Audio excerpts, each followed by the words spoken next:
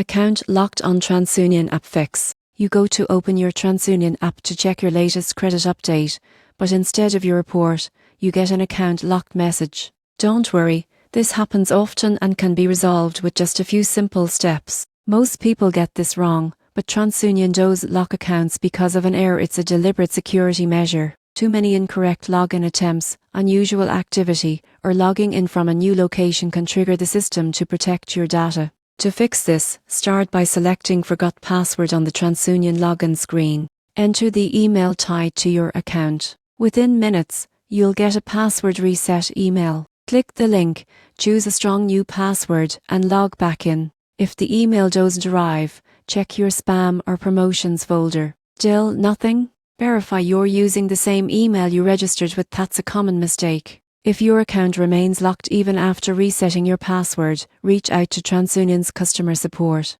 I'll verify your identity, usually through questions about your credit file or recent loans, and unlock your account once confirmed. To prevent this in the future, enable two-factor authentication and make sure your app is updated.